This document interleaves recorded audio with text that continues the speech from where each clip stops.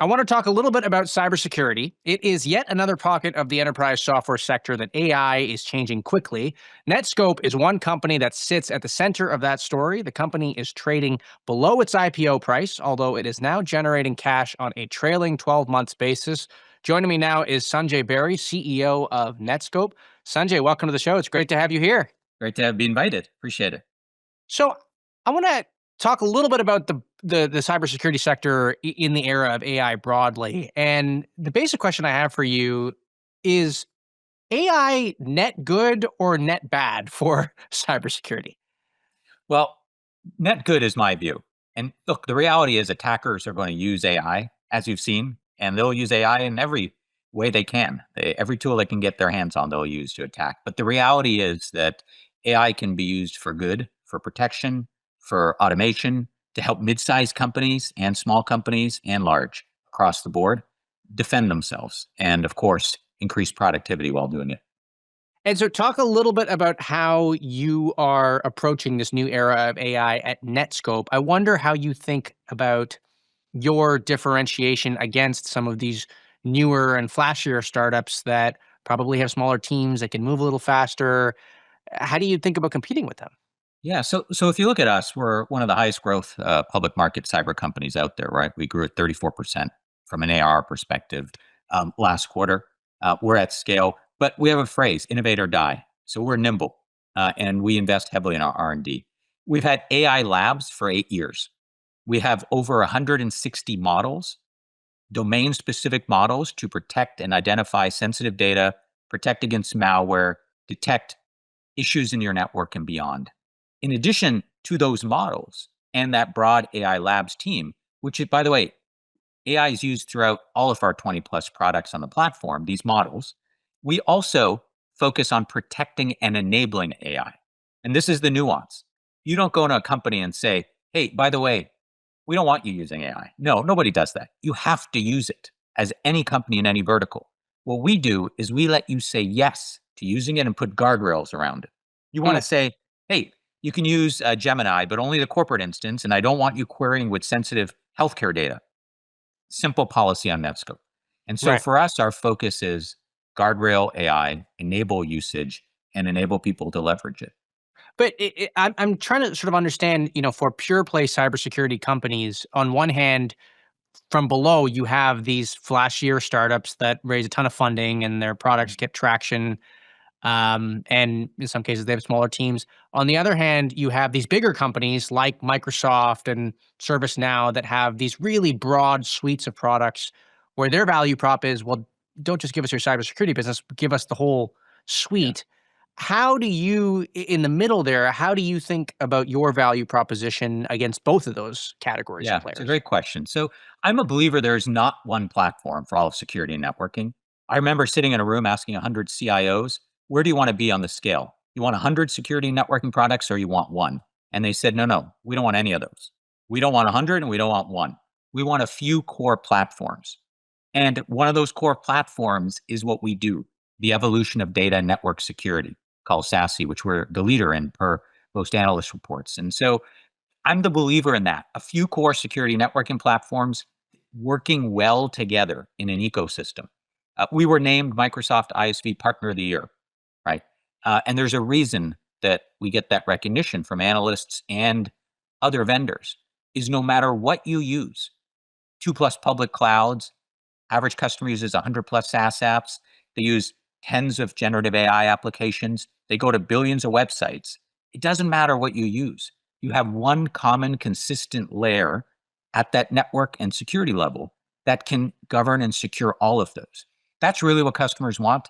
They don't want to be locked into, hey, it only works for this app or only works for this solution. Yet they also don't want something that is only going to cover one part of that equation, like only data protection or So only that that behavior. that that that Goldilocks of we won't lock you into the whole suite of Yes. everything, but we'll also give you more than just the point solution, I guess. Yeah. Um, I want to talk to you about a little bit about just broadly what it's like to run a software company in 2026. You've been building the company now for I think 13 years now. I think if I'm Yes. not mistaken. Right. Yeah. How is running a SaaS company or a software company broadly different today than it was 10 years ago? Is there a difference in the talent that you have to go after? Is the talent younger? Is it more technical? How have you seen that change? Yeah, it's a good question. Look, we've always believed in technical talent and development. We invest a significant amount in our R&D from an innovation perspective. I invest in things that are 2, 3 years out. Think about AI labs for 8 years. I would tell you nobody cared for 5 years. I talk about AI in front of customers and be like, "What are you talking about, Sanjay?" Now, of course, they do. And so we have a saying, at least where I grew up in Canada: "Skate to where the puck's going." And so I feel like that I is like it recognized. as a fellow Canadian. I like it. You like it. But I feel like what's different is it's recognized more, right? One of the nuances of when you go and become a public market company, a lot of people, they manage their company quarter by quarter or year by year. That's not how I do it. I'm going to be here in 10 plus years. And so the way I run our company and the way I think you should when you're developing core platforms and tech is you got to invest for the future. And I think that's lost in a lot of times in organizations, but I think it's well recognized now, right? In the sense of, wait a minute, you're looking at the next wave, AI, you're looking at physical AI, you're looking at, and so I think that's changed. The second part is technical talent. Nowadays, you you have to leverage AI as part of that technical talent, right? And so you want people who want to learn.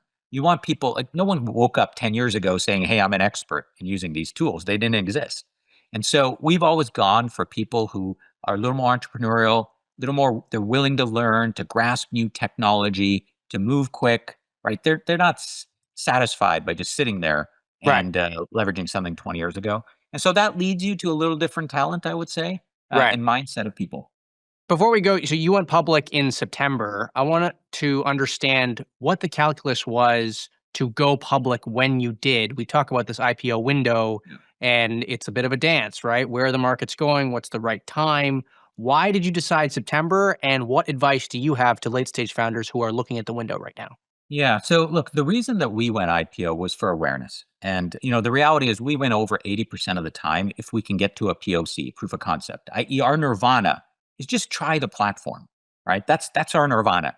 And so when you think about that, we really compete against public market companies who have the benefit of the awareness and the natural this that you get when you're public. So So one, it wasn't just to raise money.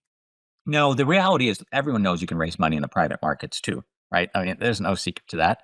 And so for us, it was look, we can grab the awareness from being a public company. We've operated like that internally for a long time, right? The discipline, the infrastructure, the committees, the so on. And then third, it is a currency, right? When you think about recruiting, when you think about, we generally build organically, to be frank. Like you look at our platform, we built it organically. And so all of those things. And the other thing too is look, this is the first inning of our company. I'll be here in 10 plus years. If you're in the company, every meeting we have and every all hands, everyone knows, okay, that was the first inning. We're now in the second inning of the company. And So so that's the mindset.